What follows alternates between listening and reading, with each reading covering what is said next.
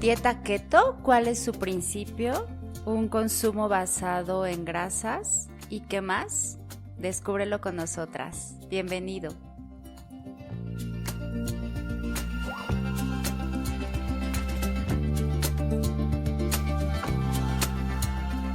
¿Qué tal, amigos? Es un verdadero gusto hoy estar nuevamente con ustedes, arrancando aquí esta segunda temporada de su podcast Bien Nutrir. Y bueno, Moni, ¿qué tal? ¿Cómo estás? Hola Yare, hola a todos, ¿cómo están? Un gusto regresar, la verdad es que ya los extrañábamos mucho y también ya a nosotras nos hacía falta estar aquí, Yare, platicando de temas como muy interesantes. Muchas gracias a todos por la excelente recepción o respuesta a este podcast. La verdad es que estamos muy agradecidas de lo que nos han comentado a través de las redes sociales, a través de la página. Y bueno, esta segunda temporada también ha sido creada pensando en todos ustedes. Hemos tomado muchas de sus sugerencias, Yare, y el tema que vamos a ver hoy es también uno de los más solicitados, que se presenta con mucha frecuencia y que todos ustedes nos han comentado que hay dudas y que quisieran que lo abordáramos. Así es, Moni, y pues sin lugar a dudas es un tema que se nos había quedado pendiente en la temporada pasada y de verdad siempre buscamos cómo acomodar todas sus sugerencias y bueno, hoy arrancamos con pero traemos muchos temas sobre la mesa que igual han sido propuestas suya y que esperamos que sean de su agrado, de su interés y sobre todo que sean muy útiles para ustedes, ¿no, Moni? Exactamente, Yare. Pues muchas gracias a todos, bienvenidos. Esto es Bien Nutrir, temporada 2. Y pues vamos a empezar con definir, Yare, qué es la dieta keto, en qué se basa o qué es lo que la caracteriza, porque bueno, no la escuchamos mucho en el área de la pediatría, pero sí hay sin duda, ahorita lo platicaremos, un esquema muy apegado a esto. Pero, ¿qué es lo que debemos de saber? Lo básico o la definición, ¿cómo la pondrías, Yare? Pues mira, Moni, es un tipo de dieta que tiene su fundamento principalmente en un consumo mayor de grasas. Se sugiere recientemente que sean grasas vegetales justamente para que tenga beneficios a la salud, además de la pérdida de peso, que ahorita iremos hablando, pero bueno, se basa en un consumo de grasas, también proteínas y dejando un espacio mínimo para el consumo de carbohidratos o incluso pues nulificar el consumo de este nutrimento.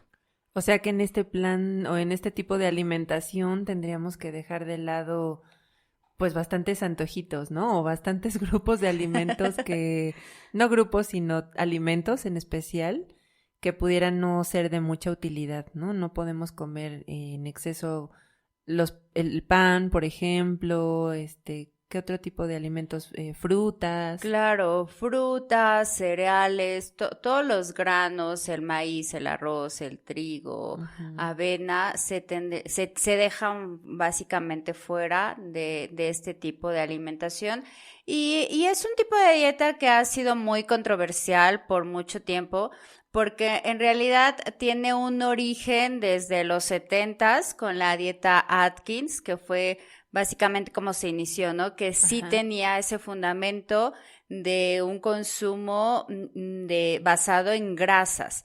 La gran diferencia ahora de esta dieta Atkins con la dieta keto es, como lo decía, que esta se basa más en un consumo de grasas vegetales. Desde luego sí también se incluyen grasas animales, pero sí se le da mucho esta relevancia a grasas pues como del aguacate, del aceite de oliva, las semillas, que justamente son las que pueden otorgar este beneficio. Y bueno, pues las proteínas también para que tengan saciedad. Y se establece, esta recomendación sí está muy fuera de lo que hemos hablado en los primeros episodios de la temporada anterior, sí, por supuesto. Donde decíamos, porque en realidad sí es que los hidratos de carbono son la principal fuente de energía, pero en este tipo de dieta a los carbohidratos se les deja un 10% del total de nuestro consumo, ¿no? Que es realmente nada. Y es que es algo de llamar la atención porque ya lo mencionas desde en qué momento en el tiempo surge este tipo de planes de alimentación. Sin embargo, ha tenido un boom últimamente y es como, bueno, hay nutriólogos que se especializan justo en la dieta keto. Entonces, ¿qué es lo que la hace diferente o por qué nosotros deberíamos de buscar este tipo de alimentación? O sea, esa es la parte que a mí me llama la atención y que creo que a mucha gente en las preguntas que nos hizo es justo por qué deberíamos de acercarnos a esta alimentación o por qué no. Digo, en niños lo hablaremos más adelante, pero ¿por qué esta parte tan de moda que se ha desatado y por qué sí? Tiene que ver, Moni, con su eficiencia inicialmente pues para la pérdida de peso, ¿no? Porque indudablemente en algún momento mencionamos que la principal fuente de energía pues es la glucosa que obtenemos a través de los carbohidratos. Entonces, en este tipo de dieta en la que el consumo de carbohidratos es mínimo, pues la glucosa no puede ser la principal fuente de energía y se obtiene a través justamente de las grasas, que sería como el siguiente nivel después de la glucosa, ¿no? Entonces, esto en nuestro organismo pues va a provocar ciertas respuestas metabólicas que van a acelerar la oxidación de la grasa que está almacenada. Entonces, quiero entender que te va a dar como más saciedad y que no te va a permitir el que tengas tanta hambre. Y eso resulta muy atractivo, porque entonces tú estás perdiendo peso, pero al mismo tiempo aparentemente no estás sufriendo, ¿no? Porque no te da hambre. Ajá. Pero la sensación de no hambre tampoco es algo bueno, ¿no? Claro, y hay que, como todo lo que hemos platicado aquí, tiene también sus contraindicaciones. Hay en quien sí se puede seguir, quien puede en personas sanas, pueden en algún momento tomar a la dieta keto como una opción. Y de hecho, los últimos estudios están apostando por este tipo de dieta por ciertos beneficios que tiene, ¿no? No son los únicos que ahorita vamos a mencionar, pero de alguna manera todavía existe controversia. La Asociación Americana del Corazón todavía tiene ahí sus reservas con respecto a los beneficios al corazón. Hay quien dice que sí, hay quien dice que no. Entonces, o sea, sí es un tema de posturas y es un tema en el que al final del día también se sigue haciendo investigación para poder ya tener como un fallo correcto, ¿no? Claro, porque, por ejemplo, yo te podría decir que en los niños o en los adolescentes es muy utilizada, pero en otro tipo de padecimientos o de trastornos, ¿no? Como las crisis convulsivas, epilepsia, otro tipo de enfermedades donde sí está muy probado el beneficio. Sin embargo, el monitoreo se tiene que hacer muy estrecho. O sea, no es como un tipo de alimentación que yo ande por la calle promoviendo y que vaya con mi dieta keto sin que tenga la asesoría de un profesional médico y nutricional. Claro. Pero sí entiendo que hay muchos beneficios. Por ejemplo, en los adolescentes hay muchos artículos donde hablan del beneficio que tiene para el acné, por ejemplo, ¿no? Por este alto consumo o nulo consumo de carbohidratos procesados y de azúcares, lo cual pues lleva hasta por lógica, ¿no? A que pues no se van a presentar ciertos padecimientos de la piel porque la alimentación está siendo mucho más cuidada. Claro, y que si bien es cierto, como tú lo mencionas, en niños y adolescentes, e incluso en adultos, en pacientes con también que presentan epilepsia, incluso Parkinson, sí se recomienda este tipo de patrón de alimentación basado en grasas y también proteínas por el efecto que tiene, ¿no? Pero también dejando en claro que no podríamos considerarlo ya como un estilo de vida. O sea, tiene que hacerse bajo un periodo de tiempo también. Exactamente. Y bueno, ahorita que lo mencionabas de como un estilo de vida y Creo que es importante mencionarle a quienes nos están escuchando que sí tienen que establecerse límites. Por ejemplo, uno de los beneficios o una de las cosas que se le atribuye es para los pacientes que tienen cáncer o las personas que tienen cáncer. Uh-huh. Y bueno, a veces se dice que la ayuda para que se elimine o se erradique el cáncer.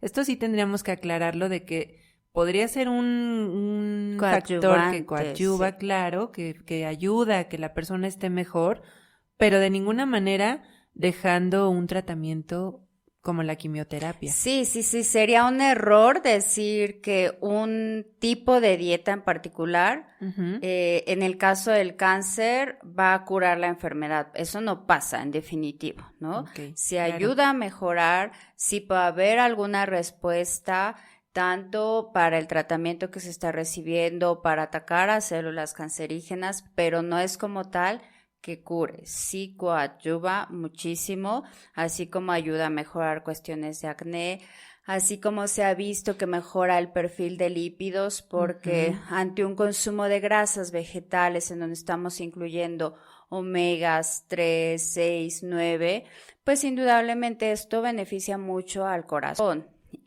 Cuando no tenemos un consumo de harinas, de azúcares, pues claro que los triglicéridos también van a bajar. Entonces, sí hay un efecto en el que se benefician ciertos parámetros por este consumo de alimentos, de omegas, pero por otro lado, también si estamos hablando de un paciente renal, un paciente con gota, con ácido úrico elevado, pues no podríamos basar una dieta en donde incluyamos una gran cantidad de semillas, por ejemplo, ¿no? Uh-huh. Y que haya almendras y cacahuates y pistaches, porque aunque su corazón mejore por el LDL que baja, el HDL que sube, pues vamos a estar contribuyendo negativamente en otros aspectos. Entonces, por eso es importante también valorar a quién sí le podemos dar este tipo de dieta.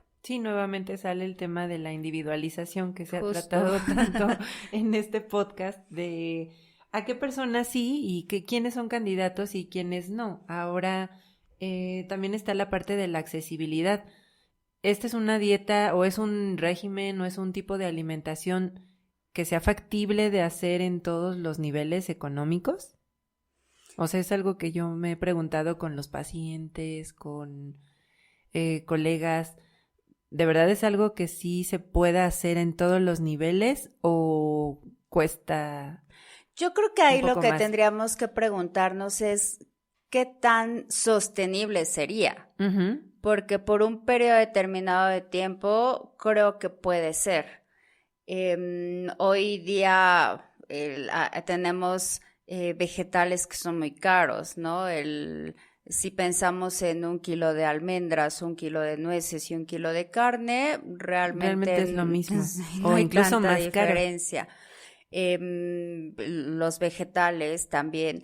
Entonces, yo creo que ahí por un tema de economía a largo plazo es cuando se tiene que evaluar. Si es un periodo corto, creo que no habría ningún problema, y más bien ahí lo que tenemos que pensar es justo lo que decías, a quién sí le va a beneficiar, a quién sí se la damos, e incluso también algo que yo recomiendo mucho, Moni, cuando me preguntan por este tipo de dieta, hacer estudios de laboratorio, o sea, siempre, ¿no? Porque tenemos a mucha gente que aparentemente no tiene ningún síntoma, que es muy sana, y de repente les haces un perfil de lípidos y tiene todas las alteraciones. Sí, todos los lípidos elevados, las enzimas hepáticas también. Entonces, ya eso te va sirviendo mucho como referencia uh-huh. para que tú valores y digas, bueno, si eres candidato o no, porque generalmente hay que ser muy honestos, quien pide este tipo de dieta es alguien que quiere perder peso, o sea, a mí nunca me ha llegado un paciente con cáncer que me diga, quiero una dieta keto, claro. por ejemplo, ¿no? O sea, es lo que yo te decía, sí. ¿no? En los niños no es como algo muy común, lo hacemos para el tratamiento de epilepsia, pero tampoco es para todos. E incluso lo hemos platicado con los neurólogos, no es para todos y el niño debe de tener ciertos requisitos, ciertas condiciones para estarlo monitoreando y ver si de verdad va a tener un bien o no. Por ejemplo, un niño que esté desnutrido o con bajo peso, quizá no va a ser, sí, a lo mejor va a minimizar los episodios de crisis convulsivas, pero no va a tener un beneficio al estado nutricional. Claro. Entonces, se tienen que valorar riesgo con beneficio. Y aquí, por ejemplo, ya hablamos un poquito de lo que tiene como beneficios, pero ¿cuáles serían los contras del tipo de dieta keto? O sea, ¿cuáles serían las partes donde nosotros consideraríamos que no es algo saludable? O los efectos quizá dañinos o los efectos indeseables que tendríamos por este tipo de alimentación.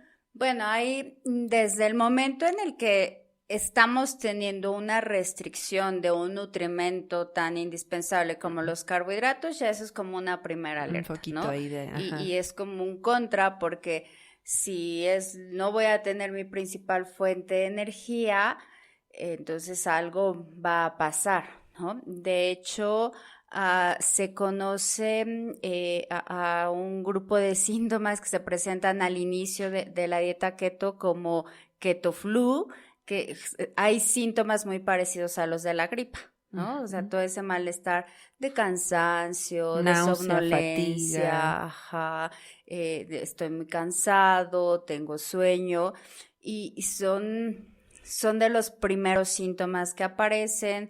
También hay como un estado de estar como aletargado y puede haber dolor de cabeza. Entonces, esto es al inicio. Generalmente el cuerpo se adapta muy bien a este tipo de síntomas. Sí. Pero es eso, es una adaptación. Como en la desnutrición, Correcto. Donde el organismo está adaptado a un esquema donde no hay alimentos y finalmente va avanzando en este tipo de síntomas, ¿no? Podemos llegar a la deshidratación, la anemia, estreñimiento.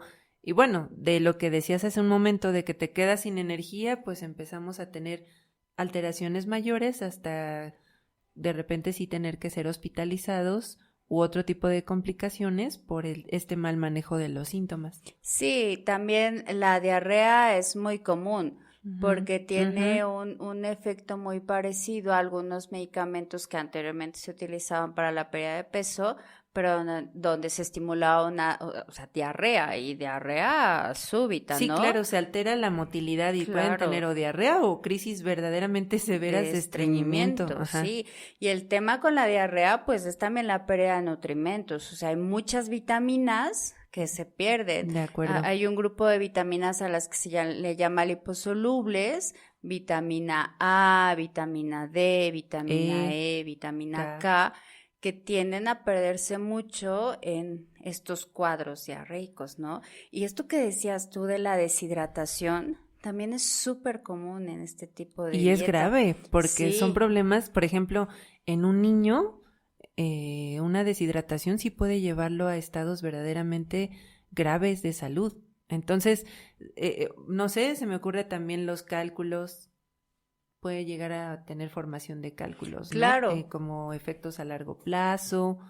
No es algo que se deba de tomar a la ligera. Sí, de hecho, entre las contraindicaciones están personas con problemas renales, algo que se llama nefrolitiasis, justamente en quienes han pasado ya con problemas de cálculos, porque son más propensos y con este tipo de dieta pues es algo que se va a estimular. También por ahí hay un padecimiento que se llama porfiria en pacientes que también está contraindicados, ¿no?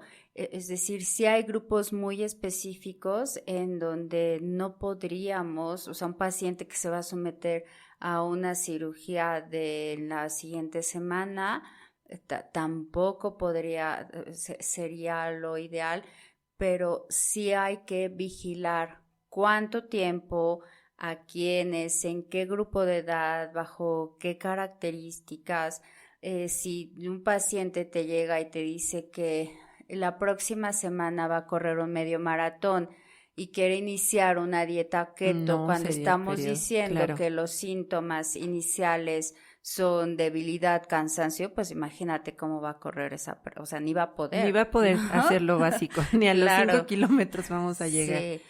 De acuerdo, entonces sí tiene una serie de complicaciones y de alteraciones, por eso es importante que se lleve un tratamiento nutricio acorde y que se haga una suplementación, ¿no? Porque sí se tiene que restringir un poquito el aporte hídrico, lo cual es un poco pues difícil de manejar si estamos hablando de que va a haber deshidratación, pero a la vez al querer promover este estado de que las grasas del cuerpo se eleven o cetosis, pues sí necesitamos restringir líquidos, necesitamos dar vitaminas y esto no es la mejor opción en muchas personas, entonces sí no queda claro que no es para todos y no todos son los candidatos ideales. Y la otra es, entonces, ¿en qué alimentos nos basamos, Yare? O sea, ¿qué alimentos, ya aterrizándolo en lo que tenemos en la mesa, de qué estaría basada la dieta keto? Como lo comentábamos, hay que incluir grasas vegetales, entonces podremos partir de el consumo del aguacate, que es un excelente alimento porque además tiene otros beneficios, más aporte nutrimental, pero bueno, en este caso la grasa, el aguacate, almendras, nueces, pistaches, cacahuates, avellanas, semillas de girasol, semillas de chía, semillas de linaza. Tendríamos que incluir más aceites de oliva, de girasol, de ajonjolí. Por ejemplo, huevo, manteca, mantequilla, todos estos alimentos como lo que es la dieta Atkins o así, ¿lo podríamos incluir? Sí, ya eso, desde luego, una vez que pasamos de las grasas vegetales, pensando en que resulte una dieta con beneficios, bueno, nos vamos a las grasas de origen animal, que no podemos dejar fuera en este patrón de alimentación, ¿no? Uh-huh.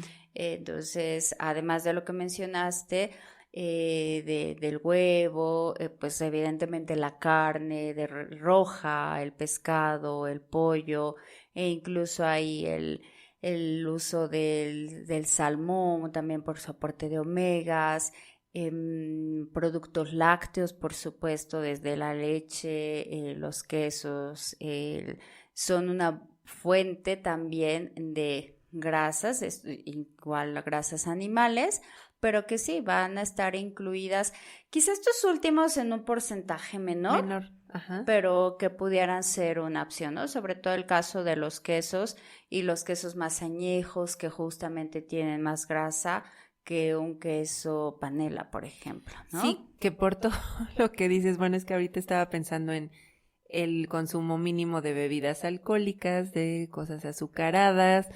O sea, sí es un plan que no, como bien decías, no fácilmente acuden a la consulta pidiendo una dieta keto.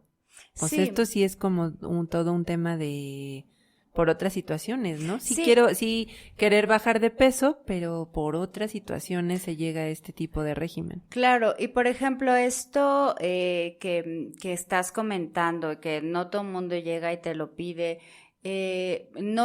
tampoco es tan bien conocido, o sea, sí es como una dieta de moda y hay, mi amiga hizo una dieta keto y perdió muchísimo peso y entonces yo también la quiero hacer, pero insistir siempre en la importancia que tiene el hacer algo, un tipo de alimentación que sea adecuado para mí, no pensando en obtener beneficios a corto plazo, sino que sean beneficios pues en el tiempo, ¿no? Ahorita, pero también para más adelante.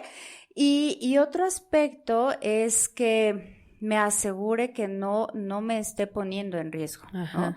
O sea, sobre todo eso siempre, porque de repente la gente hace miles de trucos y después resulta que se sintió mal o hizo alguna complicación y la base fue en el tipo de dieta que estaba llevando.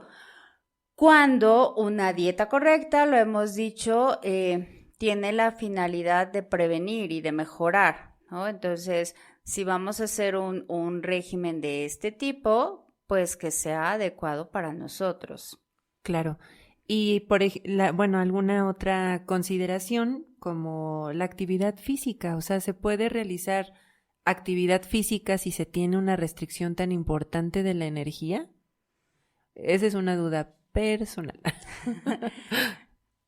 Cuando este es un tipo de dieta que ya se ha estado haciendo por un periodo de tiempo de 2 meses, por ejemplo, en donde ya el organismo está muy adaptado a obtener energía de lo que tú mencionabas, hacer una cetosis, que es obtener energía de algo, un sustrato que no es la glucosa, puede ser una opción, pero ahí sí, el 10% de hidratos de carbono que se sugiere indudablemente tiene que estar dentro, ¿no? Claro.